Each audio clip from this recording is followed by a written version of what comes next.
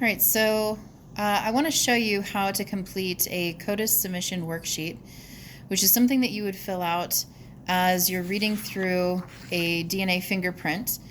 Next class, you have some homework to actually work through a group of these. So today we're going to talk about how to read through one, decide if you have a single sample or a potential mixed sample, and how you would copy this information of your alleles that you're seeing on your electropherogram onto your CODIS submission worksheet. So the items up here are not horribly important. In fact, we're not even going to worry about a case number, so you can just put NA for that. For our item number, each one of these sort of has an ID that goes along with it. So this is H01. So up here at the top, underneath item number, I'm just going to type it right in H01, and then give it a date. I'm completing this on the 13th. Please use whatever today's date is. And then analyst, this is where your name would go. Okay, because you will be turning these in. All right. So over here at the side, you'll notice that we have what's called the major. And what this means is the major contributor. So we talked a little bit last class about what it means if you have a mixed sample. And that's where you would actually focus over here to write all of your different alleles. And then you're going to look at the size of each of your peaks to try to determine which major alleles might be present. So what might be composing the major contributor. So who has delivered the most sample to that DNA that we've just run a fingerprint on. So each one of these genes goes in order with your electropherogram. So you can ignore this portion up here, and we're actually going to start down here. I'm going to zoom in just a bit. All right. So our first gene that we're looking at is the D3S1358. And you can see that here, D3S1358.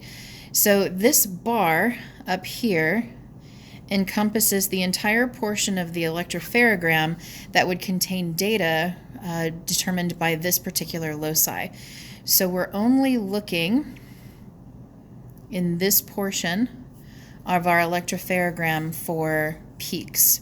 So you'll notice here that down here it seems to be that we're registering 4 different alleles, and each one is attached through this little stick here to the peak that it belongs with.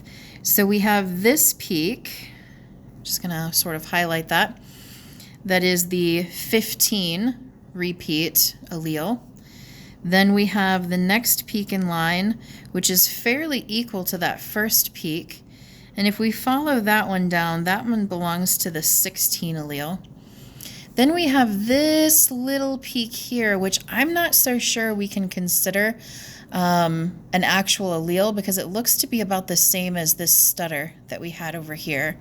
So even though it's being picked up and it's registering as the 17 allele, we have to ask ourselves, can we include that in our DNA profile if all of the other peaks are either in the 1,000 to 1,200 range, and the other peak over here is in almost the 700 range. This guy was barely 94.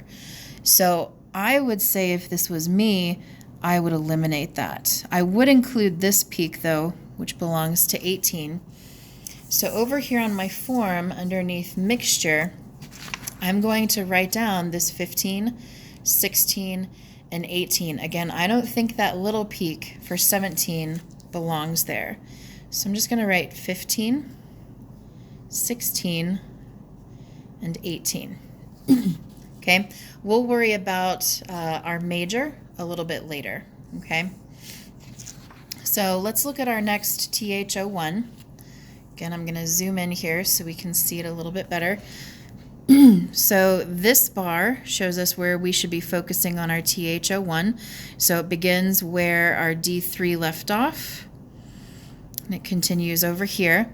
And again, you can see that we have 3 peaks. We have one at 7, one at 9, and a very large peak at 9.3. So we'll come back over here, and on our mixture alleles, we've got 7, 9, and 9.3. Okay. Now, when it comes to the major, I'm just going to use these first two as an example. When it comes to the major, remember that the major contributor's spikes should be much greater than any minor contributor. So over here for our first gene, our D3S1358, I feel like we can probably say that 15 and 16 were very likely contributed from our major contributor. Right, so notice that that peak is about half that of this 9.3 peak.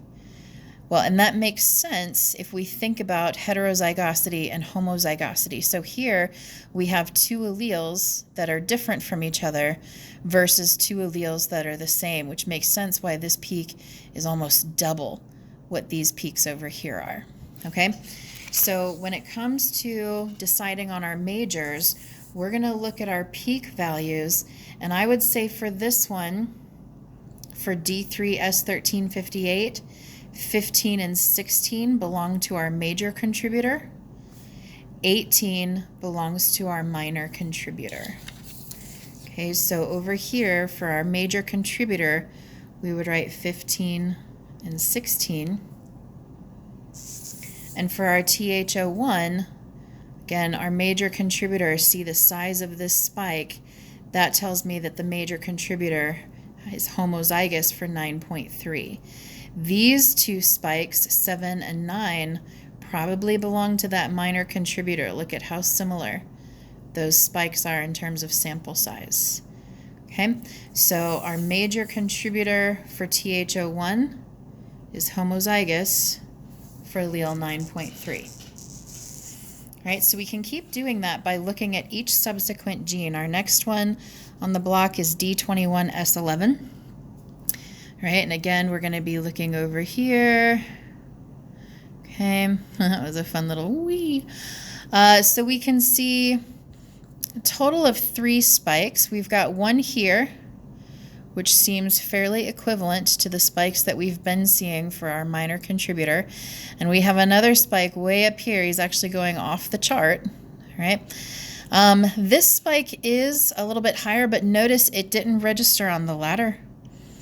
So it would be off ladder, so we know that we can just ignore that spike. It was probably a stutter or some other sort of contaminant. So our 2 alleles that are present for this gene is 28 and 30. So over here on our loci marker for our mixture alleles, we'll write 28 and 30.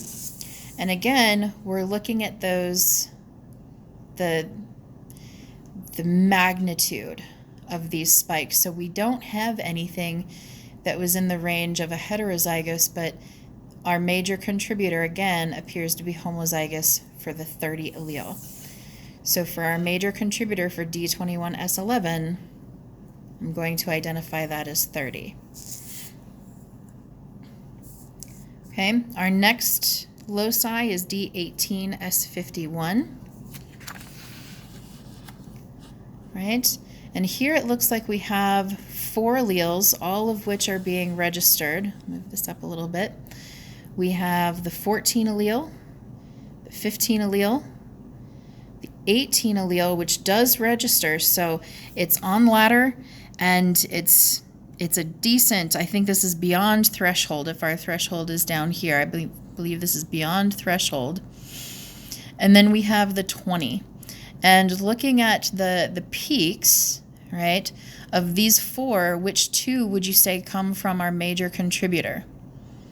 Just looking at the amplitude of these peaks, our major contributor should have the greatest amplitude. Hopefully you're in agreement with me that 15 and 20 appear to come from our major contributor. So while this mixture contains 4 different alleles, 14, 15, 18, and 20, in terms of our major contributor, it would appear to me that peak 15 and peak 20 come from that major contributor because those two peaks have the greatest magnitude of the four that are present. Okay, let's apply that same thought process to our penta E. Right, so here's penta E. There are four distinct spikes that have registered. So we have four alleles present, 5, 7, 11, and 12. And looking at the magnitude, which two alleles belong to our major contributor? Hopefully you would agree with me that 7 and 11, get it, 7-Eleven, Slurpee time? 7 and 11 belong to our major contributor. So again, as we're filling out our sheet, for penta E, we have four alleles present, 5, 7, 11, and 12. But in terms of our major contributor, looking at the amplitude, 7 and 11 would be the alleles contributed by our major contributor. All right, so I think at this point you should be prepared to look at the remainder of these genes, and they go in order, okay? So taking a look here, D5S818 is here next in line on the back page. D13, S317 is the next, and then you'll notice the bars get pretty dark, but it just goes in order. So this would be D7, S820. Okay, the next one would be D16, S539. All right, the next one would be CSF, 1PO. All right, and then we're right back where we were, penta D. Okay, so they just go in order. So even if you can't read what it says in these dark bars, it just goes in order with what is on your worksheet. Okay, best of luck, and I will see you next class.